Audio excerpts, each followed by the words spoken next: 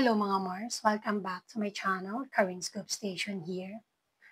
Kung maalala nyo dati, sabi ni OG Diaz na itong si AJ Rabal ay buntis kay Aljur Abrenica noon na siyang i-deny ni na AJ and Aljur. Kasi hiwalay na noon si Kylie at si Aljur.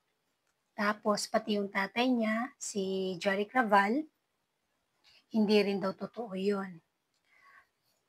Mga ilang taong nakalipas, nag-guest si AJ Raval kay Tito Boy Abunda.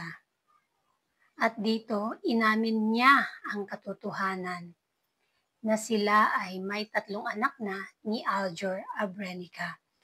At 5 na pala ang anak lahat ni AJ Raval. But yung isa ay angel na siya ngayon. So, nakatatlo na pala sila ni Aljur. So, lahat ng binitawang salita ni OG Diaz ay totoo po talaga. Diba? Kaya credible talaga ang mga source ni OG Diaz pag siya nagbitaw ng salitang mga ganon at talagang paniniwalaan natin.